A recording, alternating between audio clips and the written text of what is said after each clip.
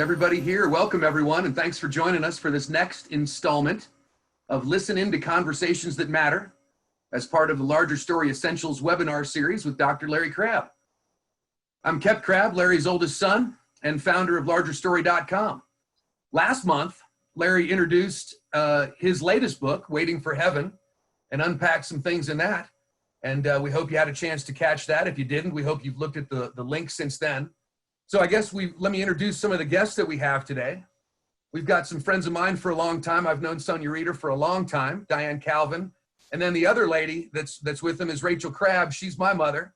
And they wrote a book a while back called Listen In. And we're going to be talking about that today a little bit. So one of the things that I was looking at as I was looking through the book today is it says on the back, science and scripture agree that we're all wired to connect, and not just physically, which I guess is what we're all going through now a little bit with touch, but relationally with words. And the question is, how can we use those words to connect with each other in ways that can do a deep and lasting good? So as we get ready to unpack what's happening and listen in with the authors, let me introduce to you Larry Crabb. Dad, take it away.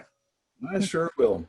Well, I'm glad to have you ladies chatting with me here at the book Listen In. And what's been occurring to me as I was thinking about this is you put this book together, how many years ago? Somebody give me a feel for when you really spent all your time. 8, 9 years ago? 7 years, yeah. 7 years, okay. But what strikes me is that now we're talking about this on a webinar, and we're talking about it in a season where connecting with words is more vital than it's ever been with all the lockdowns, the coronavirus and all that stuff. And it made me think that maybe your putting this book together was very providential in God's mind, because he sure knew what was coming up. So given that as a thought, I think we're talking about something really important, really vital. We are wired to connect. We belong to a relational God. But I'd like to start by having each of you, or individually, whatever, give me, I have a little idea on this, but give me and the listeners some indication of how the three of you got together to write this book. Why did you write it? Why did it feel important to you? Talk about that. As I remember it, we were just emailing back and forth, prayer requests, just kind of like friends do. And I think we all realized that there was something about talking and connecting together that was actually stirring growth, spiritual growth in us. And I'm not exactly sure when the idea for a book started, but I think we were all a little bit hesitant, weren't sure we could really do this. But the more we talked about it, the more we got excited we got about it. And the more we thought, wow, this could be something that not only we would enjoy experiencing, but something that would invite others into the experience. That's how I remember it. What about you all? Yeah, I remember talking to one of you, and we sort of talked about the idea of life words and death words. And then I said, oh, I think it was you, Diana. I said, well, why don't you and Sonia write up something on that? And I said, why don't you write up something like that, and I'll write something at the beginning with it. And then, so I don't know that we really came up with our death words until we started interacting. And then we came up with our life words. So that's pretty much what it was about. And I think one other point I wanted to make, that during our 7 years of writing, each of our mothers passed away. My mother was the first one to pass away in July of '07. And that Christmas we met in a restaurant in Dallas. Dallas, yeah. And we met, and we were going to spend some time in Dallas. And we met at a restaurant there, and we talked about it. And it was in December, and I wore the Christmas sweater I had bought the year before for my mother. Every time at the end of the season, I would buy a sweater for her, a Christmas sweater to wear for the month of December. And I remember that. And then it was interesting because from that, we made an outline. And take it away, Sonia. You haven't talked yet. Yeah, what I remember too is that you and Diana had been talking about it, and then somewhere in there you guys invited me to get to come into it. And so that was a good thing. And I think one of the things that we kept talking about was the idea of what does it look like to have a conversation that matters And then all of us encounter women that would want that as well. And it seems like one of the things I remember us talking about is how often we have conversations with people, whether we're initiating or on the receiving end of that, but we often have conversations with people, and yet there's not an entering into each other's souls. There's not a conversation that really matters, that goes below the waterline, so to speak, but we just kind of stay in a comfortable area and oftentimes walk away kind of empty in those conversations. But one of the things I do remember too is as we started the book and we got into the book, the big word, I was looking at some notes, old notes that we had, and one of the words that I had written out there was enjoyed. It's like we were able to enjoy one another, and being on the receiving end of both of you guys, I felt deeply enjoyed. What makes a conversation that matters enjoyable as opposed to threatening, as opposed to leaving people uncomfortable by, you talked about getting into the issues of the soul. I would guess that a fair number of people long for that, but are kind of scared of it. So we live behind our personas. So what makes a conversation that matters something that you're eager to engage in and to really enjoy, as opposed to being uncomfortable with? How do you respond to that? What does the word trust mean? That might have something to do with what we're thinking about here. Where does your mind go as I ramble that question through? Well, my mind just went to my own personas and how we started the book, and in terms of how there's my tendencies to kind of, the old saying, holding your cards close and kind of staying somewhat protected and not real loose, Larry, as you and I have talked about often, and that idea. And so as we started the book, I think that began to be exposed in many ways. And I would say that that's one of the things that oftentimes hinders those conversations that really matter, in terms of wanting to hide behind that persona and the idea of what I want you to believe about me, what I think's comfortable for me, what I might be comfortable for you. So I was just thinking of that when you said that. Mm-hmm. Yeah, and thinking in my own life, I remember I was always the person, and still am to a point of a time, but there was a New Year's Eve when I said one time, okay, this year I'm not going to be the party planner. I'm not going to be the person who brings the favors to every time. Well, now I still do that, but with a different motive. Before I did it to be liked. Now I think I have enough self-confidence or enough belief in myself because of our book that we did, that I feel that it's the authentic me, but not for a reason to make people like me. I've sort of gotten over that. When you're 76 years old, different things happen. Honey, I hope this is not inappropriate, but I think one of the turning points in your life, since I know you a little better than I know Sonia and Diana, but it was a number of years ago, back in our Boca Raton days. You've been doing a lot of speaking. You're a great public speaker. And you came back from a speaking engagement, and being the thoughtful husband that I am, I said, well, how did it go? And you were angry. And you said, if I hear people respond to my teaching, my talking with the word refreshing one more time, I'm going to scream. And I had no idea what you're talking about. But back then, you were maybe looking to hide the stuff that's really within you, that maybe not believing that you had real substance to share. And that was a real turning point for you, I think. And with knowing that you have substance to share and want to make it known to other people. Diana? I really don't think it would have happened that I'm willing to think this way if it wouldn't have been for us working in our conversations. Yeah. Yeah. You know, a verse that was occurring to me that I think is a couple of verses that I think provide wonderfully clear biblical support for what you gals are talking about. But Hebrews 10, 24 and 25, and one of the translations by a Greek scholar puts it this way: pay careful attention so that you are going to be able to arouse people to love and good deeds. Pay careful attention to whoever you're talking to. What does it mean to pay careful attention to somebody else? And I think that's what you're talking about. How does the verse fit in with your understanding of conversations that matter? That aroused any thoughts in your mind? Diana, you're shaking your head. Yeah, and really just it gets back to the trust too, that I think that having a purposefulness about, we're going to get together, and we're going to get together for the purpose of having a good conversation. We did that with the book. And that really does help. At least it helps me get to really what matters.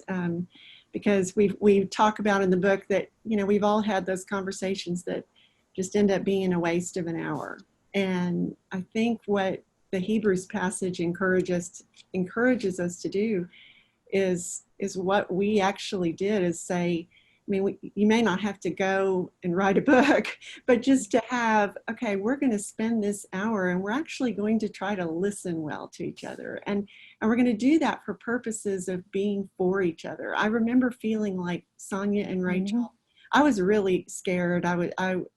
These were not easy conversations to have. And that was not because of them at all, but it was just, I'm like Sonia, I don't let that, I'm not free with myself as free as I'd like to be. I think I'm freer than I have been, but it was scary for me, and knowing that they were with me and that they were for me was a huge part of allowing them to speak into my heart and to ask questions that drew my heart out. Yeah, and that comes to, you're already answering the question I was thinking of. How do you communicate that you're really for another? What can one person do with another, a guy or a gal? This applies to men as well as to women. But how does a person communicate to the other that, I'm really for you, and there's nothing you can say that's going to make me turn away from you or judge you with a critical spirit? How do you communicate that? Well, I was thinking of that as Diana was talking, because one of the things that was so helpful to me in different times as we spoke together was the idea of feeling like you guys were with me, that there wasn't a part of you that was trying to fix me or give me a solution to make me necessarily feel better or expose something and make sure that I get it. It just felt like you were walking along and letting me slosh through whatever I was talking about at the time. And one thing that came to mind was when my mom got sick in the middle of the book, and she was dying actually. And so I'd always kind of held my hands in a real tight way with my mom, in a way that self-righteously that she should be something else than what she was, kind of holding on to an illusion of what she should be. And you guys spoke to that. And as Larry was talking about the Hebrews passage, I thought about that. I thought, yeah, you stirred something in me to really sit with my mom and let her be where she is and really love her. And along with the Holy Spirit just giving me that grace to do that, I believe that did happen. Why is that so rare? Why is that so hard to do? When you've been disappointed by somebody, when you're not comfortable with somebody, what makes it difficult to be able to be there with them, believing in them, whatever God wants to do in them? What gets in the way of all that? Why is it hard? Well, I find I usually get in the way of it myself if I'm sitting with somebody. Sometimes it's about needing to, goes back to the persona, needing to impress them, needing to fix them so that I'm comfortable and they're comfortable and it makes them feel better. There seems to be sometimes more of a commitment of getting them out of the pain. And in the counseling world, I am a counselor, and in the counseling world, oftentimes that's what's spoken about. Is my job as a counselor is what I'm told often in the secular world, and even in the Christian counseling, is the idea of the goal is to get them out of their pain, out of their woundedness. And I think sometimes I do that. I get in God's way, the Holy Spirit's way of what they're doing. I think another thing is when you get a hold of the concept of having a vision for someone.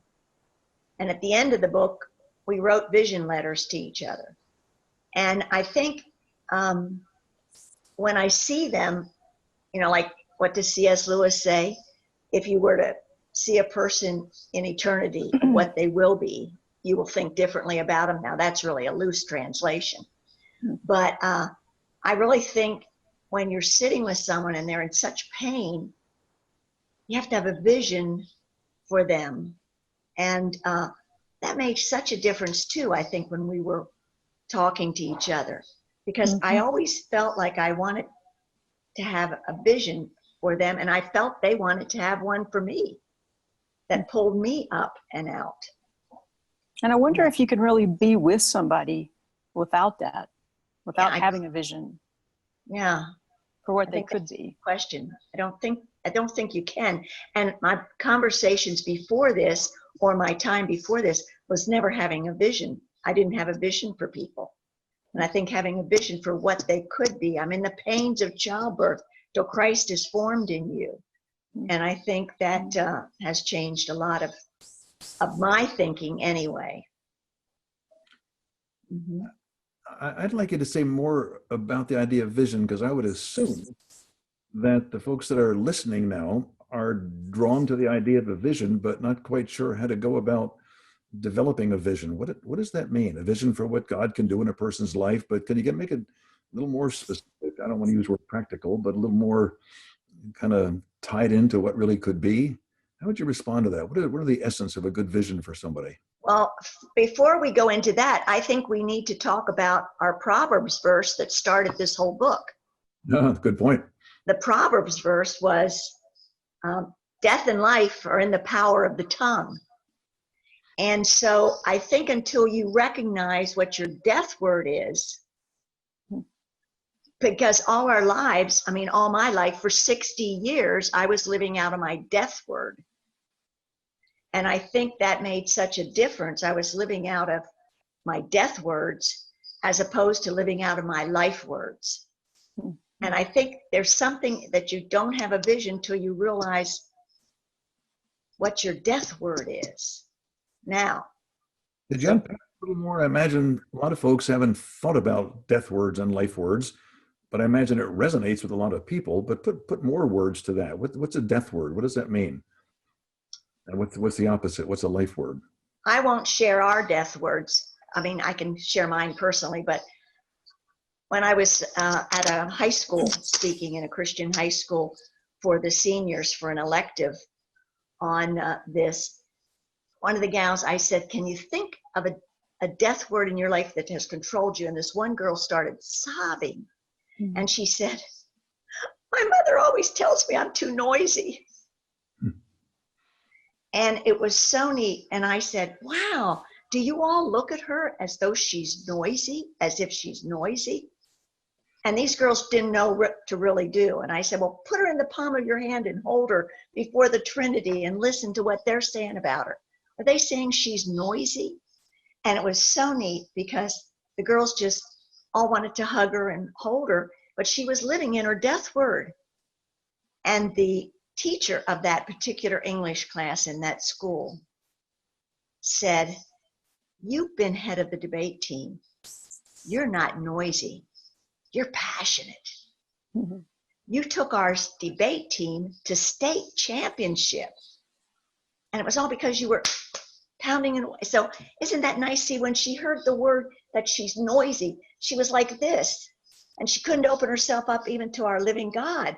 She couldn't open herself up, but when she opened herself up and realized she's passionate, she's not noisy, she's passionate.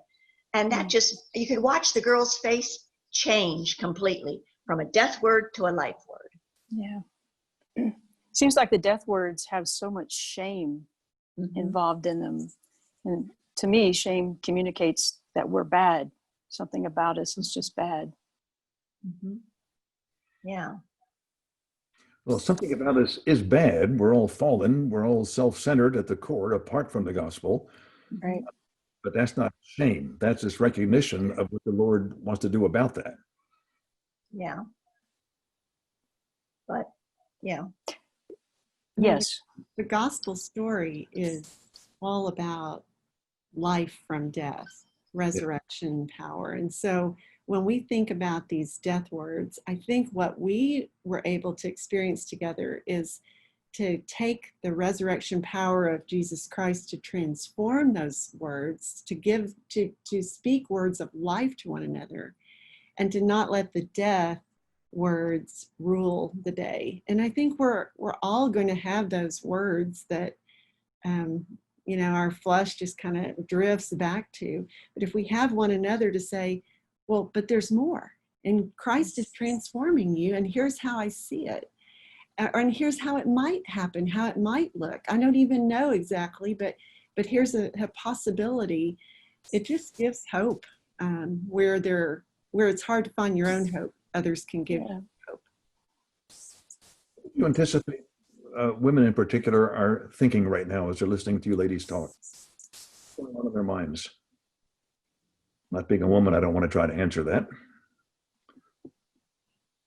Well, I think back to the idea of they may possibly be thinking about what their death word might be. Mm-hmm.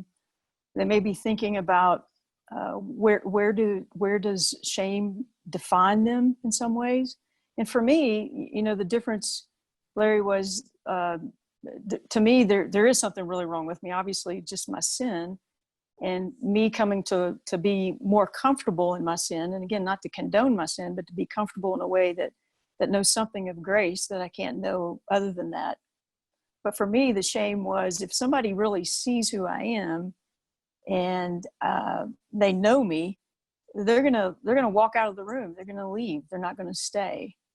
And so if I invite people into my death word with me, or that part of me, then they're not gonna want to be with me at all.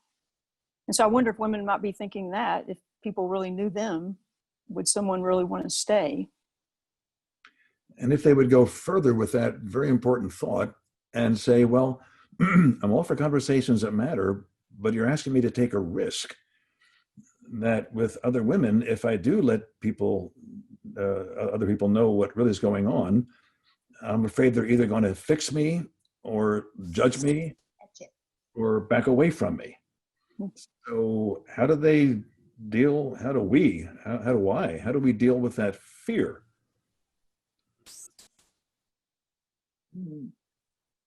Hard question.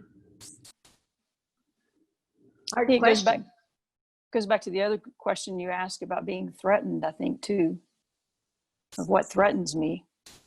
Can I get to the place where it doesn't matter what you think about me? And I don't mean that arrogantly. I just mean that as maybe you will choose to walk out of the room. Maybe you won't choose to stay with me, but can I really still show up and be where I am and give me to you? Can I pour everything out of me into you, no matter what the response might be? Because so often I think I relate out of whatever I give is dictated by what I think you're going to respond with. That's a great sentence. That's very common, isn't it? Mm-hmm. Which means that we're really fearing each other as opposed to, in the legitimate sense of the word, fearing the Lord.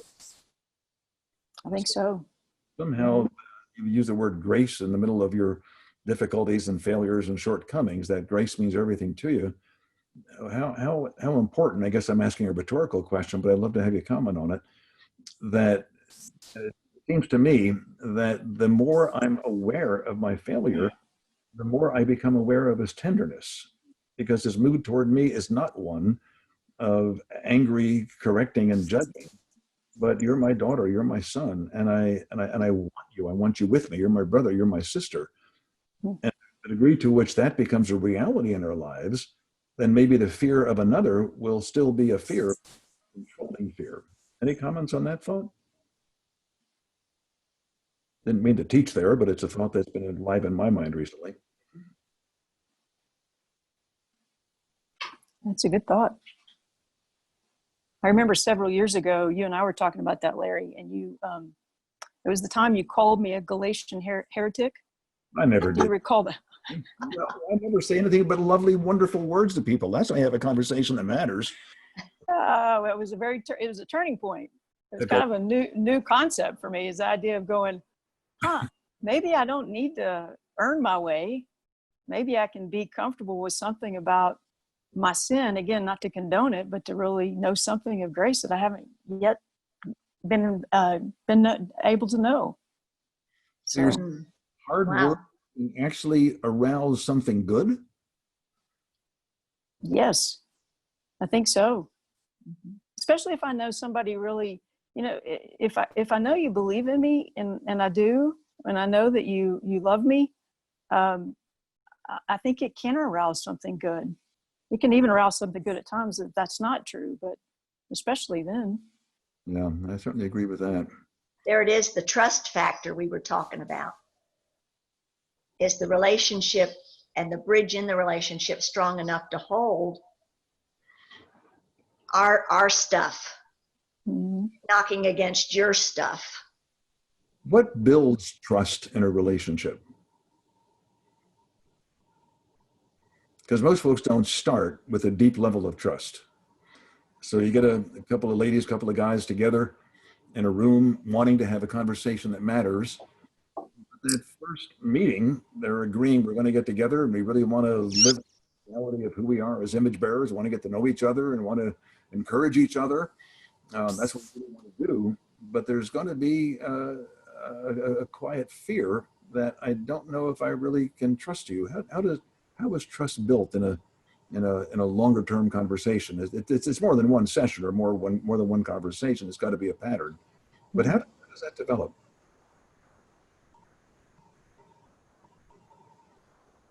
Well, for us, it took 7 years. I mean, we started, but 7 years is a long time. And when we met for long weekends. We didn't meet for overnight quick things because we were two people in Texas, miles apart from each other, and me in Denver, miles apart from them. We had to be intentional in our meeting. And I just think it would be so much nicer to have, it would be nice to have people close by that you could have lots of easy conversations with. Ours was a little tougher because we had to be miles apart. So that didn't answer your question, but I was thinking of us taking 7 years. I think intentional is a good word. It's a huge word. Mm-hmm. Yeah. For helping to build trust. Mm-hmm. And I think time is important to trust. But as you asked that question and there was kind of a pause there, silence, I think that's because I don't really know. I'm not sure that I'm still learning about what it would look like to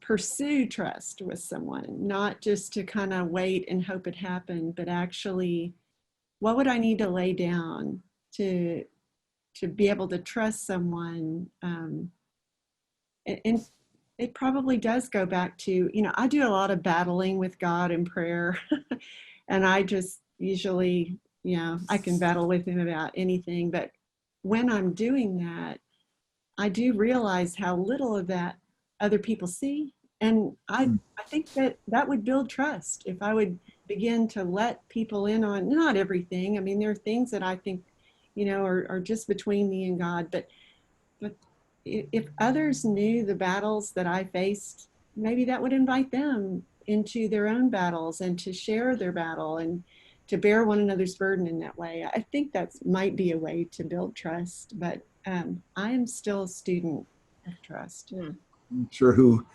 is the expert, who is the teacher. I feel like a student as well. I know when I was training and learning how to be a therapist, that one of the strong ethics in a professional conversation was no self-disclosure. And when I was beginning to teach self-disclosure, when I was teaching counseling, I got a lot of pushback and saying, no, that's not what professionals do. Your surgeon doesn't talk about his personal life. He cuts you up according to his technical skill. And that's what a therapist is supposed to do. And it felt to me like that took relationality out of the counseling office. Mm-hmm. And it made me feel that when they come into my office back in the days when I was in practice and I was Dr. Crab, that I want to make them clear, I'm a stumble bum Larry. I'm not some fancy Dr. Crab. And I made known myself to people. And I think that made a difference. Yeah. Self-disclosure, part of the key to building trust. And is that a good thing? Is that difficult? What's the deal on that? I think definitely that's a big component of it. I was thinking of the idea too, is of giving and receiving, both of those things. Because sometimes I'm not always very good at receiving. I tend to be quick to give something necessarily, but I think how I receive has much to do with the quality of what I would give out to another person. That was one thought. It was just the idea of receiving. The other thought would just be sometimes just being quiet with another person, not always just talking to be talking. I think that builds trust. I would want to underline that thought there, Sonia, that I personally find it difficult to receive. I've often been on the giving end. I do a lot of teaching, I do a lot of writing, I do a lot of counseling, and it's very easy to maintain that image and not to be terribly interested in somebody really giving me something. I'm not sure why that is. Why is it difficult to receive? Because that has to be part of a two-way conversation. I believe it does. I believe it has to be part of it. And for me, I think it's difficult to receive. Part of it is I'm more comfortable on the other end of that. Yes, yes, yes. And so it requires some kind of humility. It requires some kind of, I don't know that I love the word vulnerable, but it requires some kind of openness on my part in receiving. So I'm listening to this on the web and I'm saying to myself, you guys are talking about some risky endeavors here. You're asking me to move out of my comfort zone. And I understand that that's what we're all agreeing with, but suppose I don't. What do I lose? What do I gain if I take these risks? What actually happens in me if I enter into a conversation that really matters, where I'm willing to receive and I'm willing to give and I'm willing to share and all that good stuff and explore each other's souls and think about death words and life words? I mean, if I have to go through all that, I'd rather have a nice chat with a good friend and have a cup of coffee and talk about our kids are doing fine, or hey, my kids are a mess right now, would you pray for me? And that's about it. What is the takeaway if you do have these conversations that matter that you will not have if you don't have them? What does it do for your souls? What's it done for your ladies' souls?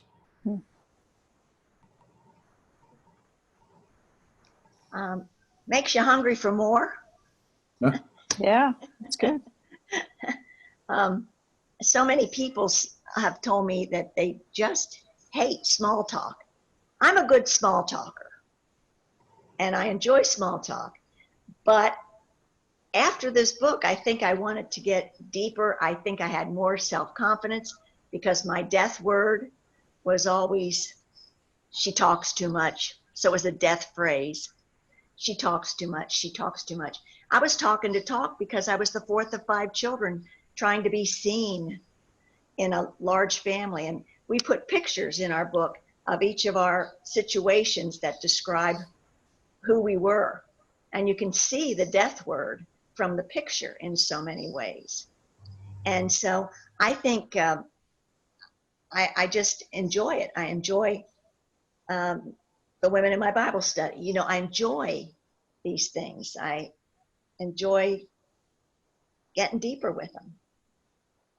I think the word I think of, Rachel, when you said that is wanting something more, would be awaken. That as we would talk and have those conversations that we felt were really important and we were intentional about it, I think it awakened something in all of us. I don't know if you agree with that, you, Diana and Rachel, but I know it did in me.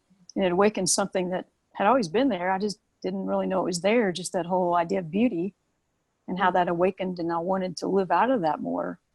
And I wanted to receive that more from you all.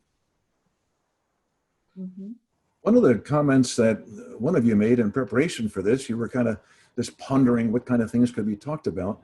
And one of you indicated the idea that if we really believe that we bear the image of a relational God, if we really believe that God is himself a 3-person community, and one of my favorite little silly lines, it's not really that silly, he's the only small group that's ever gotten along really well. So they somehow seem to pull it off for eternity and never have conflict. Well, we're never going to come close to that until we're in heaven. But is there a wiring? I think I kept mentioning that at the beginning of this conversation. You're talking about something being awakened. It's there because we bear the image. What is the thirst that is deep within us, not just because we're human beings, we're men, we're women, but what is the thirst that's there because we're created in the image of God? What is that thirst that a conversation that matter might awaken and bring a different level of joy than you've known before, only with small talk? What's the thirst? I think maybe part of the thirst is the I tend to think of the thirst as drinking in, but when I think about the Trinity, I think about outpouring love, self-giving love. And so the thirst that I think was stirred between the three of us was, yes, we wanted to be listened to, but even more than that, we wanted to listen to the other. We wanted to pour ourselves out on behalf of the other. And that to me was really a transformational work, a work of the Spirit. That wasn't something that we could conjure up on our own. That's asking for a real reversal in the way most of us think. Because how many times have you heard it said? I've heard it said a lot. People say, you know, when I'm with good friends and we're having a conversation, they never ask me about me. And I just don't like it anymore because nobody seems to be interested in me. And you're suggesting that that's going to happen a lot, maybe. But if we think about an outwardness more than an inwardness, more than, you know, take care of me, that there's a deeper joy that comes from being there for another, even than being heard by somebody else. Is that putting it well, or is there a better way to say that? I think that's a great way to say it. And just as the Trinity exists in that perfect love, we get to participate in what that might, just a taste of that. And that is where joy is found. Yeah, I think that's right. Yeah, the word joy in the New Testament is chara, and it's a word that means independent of circumstances or how somebody treats you. Your joy is dependent entirely on the character of God, which is totally outward. And can I become formed like him to be outward and therefore another? And that brings the deepest joy in the middle of the hurt when nobody listens to me, but the joy is still there. Yeah. Diane, I asked you before we got on this webinar that you had asked a question or made a comment about maybe giving an example of a conversation that you've had recently that you would say actually mattered some. What kind of illustration can you give of that? Yeah, I was looking over our book, and then last week, and then I happened to get to have a conversation with a friend that I hadn't seen in at least a year or two. And it was a pretty abrupt, I haven't seen him for quite a while.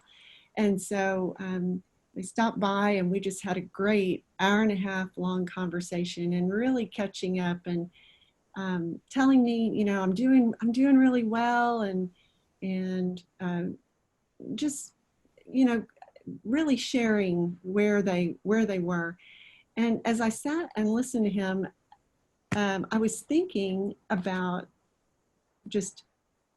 what God might be doing in that conversation at that moment. And as I don't know why this came to my mind, but it just all of a sudden came to my mind to ask him, who are you close to now?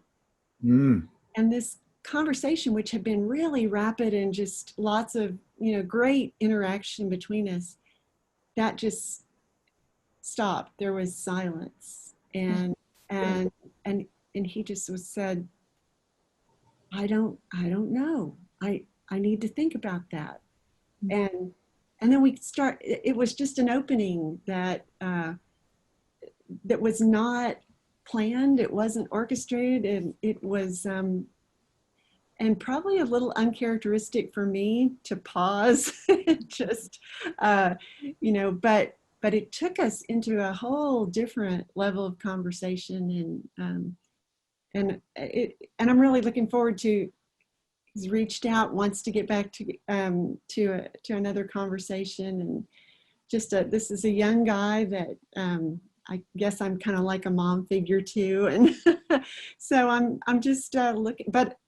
Saying that, I've learned an incredible amount from him, and that's another, I think, ingredient of a conversation that matters is it's not just one way. Go ahead. I was just going to say it's his willingness to pause with me and let us enter together into those places that helps me see, oh, well, where do I need to do that? Where can I practice that? So It was a So- good conversation. As we're drawing our conversation close to a close here, what do you say if somebody were raising this question? I don't think I have the skills to do this. Can't you give me some skills? You're not talking about skills, you're talking about something else. I'm not, but I don't feel I'm very skilled. Put some tools in my toolbox so I know what to do. How do you respond to that?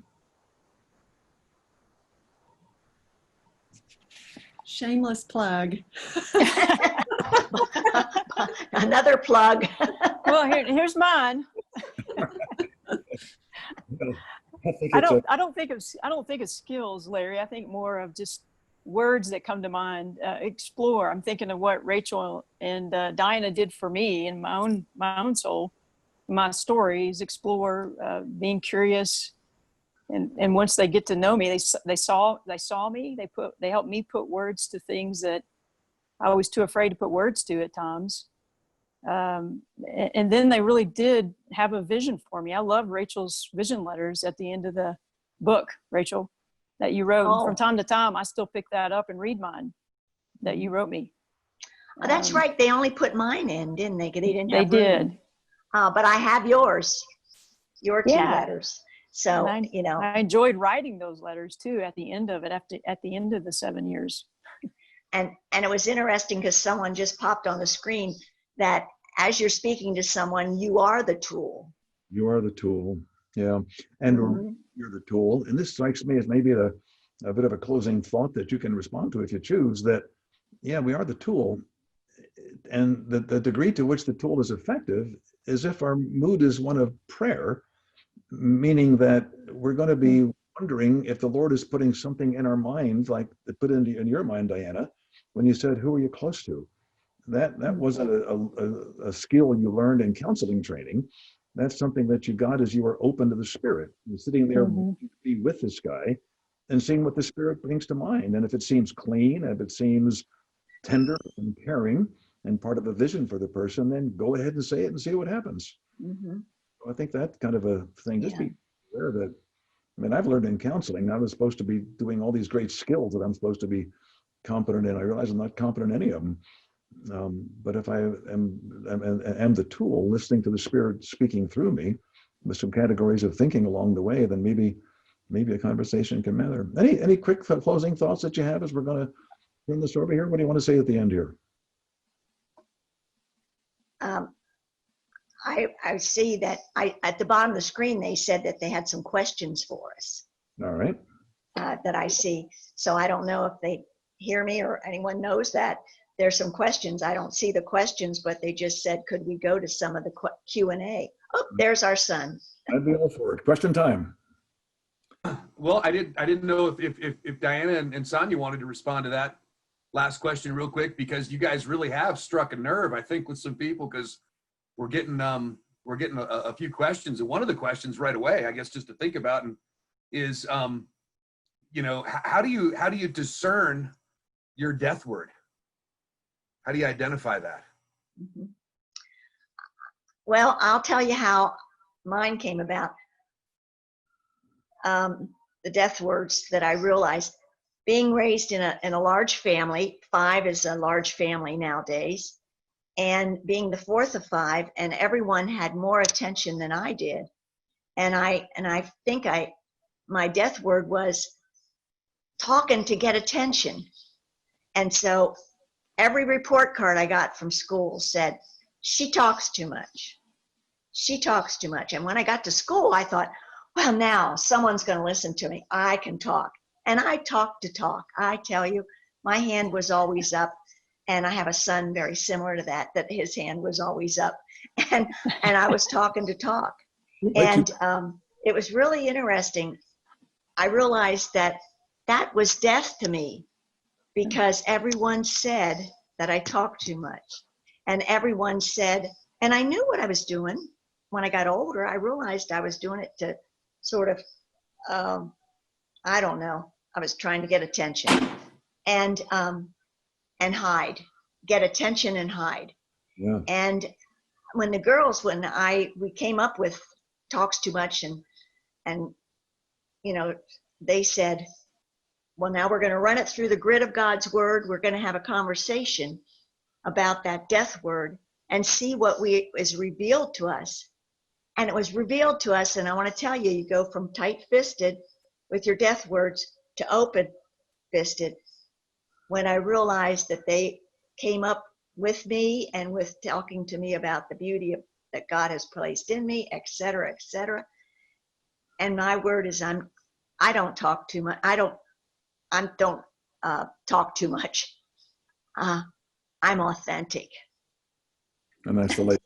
I've never met someone who didn't like you. So when you were saying you were putting on a persona for people to like you, I wasn't really sure what you were saying, because you've always been very liked from the people I've seen. Well, that was because of the persona. Maybe so. Well, we're getting a lot of questions in here, and I know that Oh, no. Don, you want to jump in, and a lot of them really are revolving around the death word and around vision, unpacking vision. One of the questions is when you have an issue with vision, wouldn't we all have the same basic vision for ourselves or others to look more like Christ? Or would that vision be an idea just specific to that person's circumstances at the time? Great question. Have vision for Great. something like that. Yeah, great. Go ahead, Dinah. Well, absolutely. I think we definitely, that was the benefit of where we started our conversations, was that we all have a deep desire to grow more into the image of Christ. And so that was the starting place, and that's the ending place. The vision is how do we each individually fall short of that? And then what would it look like for us to draw near to the Savior? I think that's where the individuality comes in. And the vision becomes now not just, I want to become more like Christ, but I want to become more like Christ by letting the Spirit transform me in this way. Yeah, and I think of the death word too as something that would hinder the release of my beauty. And so then I think of vision in terms of someone speaking to what could I look like if I was open and was not hindered in my beauty. And I could just let that be fully released out of me. Right. We've had a bunch of questions, and some of them actually revolve around this one here that I've seen several of these questions is, how do we find 3 people like you? Conversations that matter. Well, give them all their phone numbers here, and they can. Yeah. I want to tell you something interesting is, we were each in a different decade of our lives at one point when we were working together. One was in her 40s, one was in her 50s, and I was in my 60s. And, I think it's really neat to get different decades together. Because they're different perspectives. Even though we sang different songs, we were all on the same page. And I think there's something about age. In fact, that's what I talked with about a friend yesterday who said how much she enjoyed the book during COVID. She's had it for years and finally pulled it out. And she said how much she enjoyed it. And it was really interesting. And she said, I love that you were all different ages and different stages in your life. And I thought, I'm sure I just pray for everyone who needs an older woman in their life. And I think that's all I can say about that. But the girls probably have something too about that. Remember an old book that was written years ago, Crowded Pews and Lonely People?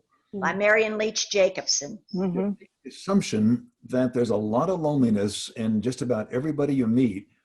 And if you make a little overture in the direction of, it'd really be nice to meet you, maybe in a different way, could that maybe result in finding some women like these 3 that are on the screen right now? Lonely and eager, thirsty for a different level of conversation. I wonder if that's part of the answer to that. Yeah. There's always someone you can find, I think. If you're eager to look for it and praying about it. Yeah, I think that's it. We sort of fell into each other. Not fell over each other, but fell into. No, we fell into each other. Well, at times it was over each other a little bit. That's true too. Every good conversation has some clumsy parts to it. Yeah. We did. You have time for any more? Yeah, one real quick one here for Sonia. Can you unpack a little bit more of your death and life words? How life words kind of, bring out that beauty that you were talking about. Unpack that a little bit more. Well, my death word was different in terms of the idea that I always felt like there was something wrong with me. And I was a kid that asked a lot of questions, always curious. And a lot of times that was to prepare for whatever the next chaotic event would be or something. And so I grew up asking a lot of questions, and sometimes out of wrong reasons, obviously. And I think sometimes I got to the place where I just would shut down, because to me that carried a lot of shame with it, because I was many times told in various ways, being told of I needed to be quiet. And so I think that became kind of a death part of me, of pulling in and also being greedy and selfish with my soul, with who I am. And so talking with the ladies and just allowing the Spirit to do its work in me, begin to awaken something in me that maybe there was a uniqueness in me that somehow in there that God would invite me to get to be something to him as a daughter of the King in some ways, and then I could really celebrate that and live out of that. And what a privilege that was, to be unique and to live out of how he had gifted me to be. Well, so that was my live word. That's really super. I like that a lot. Mm-hmm. Yeah. No longer different, just unique.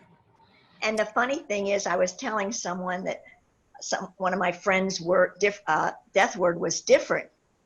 And this gal said to me, she said, "Oh, that would be my life word." And I said, "Well, what's a death word to you is not a death word to me. And what's a death word to me is not a death word to you. And life word, the same thing." And I said, "But tell me, why would your life word be different?" She said, "I'm an identical twin. I was always known as the girls, the twins, and never known as Jean. I was always known as the twin." And she said, so to be different would be individual. Well, ladies, I think we're going to have to do this again, because we've not gotten to all the questions that we have, and I think that a lot of people are excited about hearing some of this thought about vision and what brings you to life, and some of those kind of things. So yeah, a couple of things for everybody watching now. Please go on to largerstory.com and get yourself a book. We would encourage you to get on there and order it. We'd love to get you one. Also, to remind everyone that we've got the next sermon series starting in September 24th. Dr. Crabb will be talking about the 7 churches in Revelation, chapters 2 and 3. And the first session will be introducing the judge. So, and if you sign up for that now, we've got a discount for that as well right now with that. So we'd love for you to do that. Other than that, thanks for joining us today, Mom, Sonia, and Diana. Thank you guys so much. This was a really fun time, and I knew it would be fun. It was. Nervous at all. Well, thank you. You guys did great. Yeah. Thank you so much. Thank you. We'll see all of you in September. Go to largerstory.com and check us out. Have a great evening.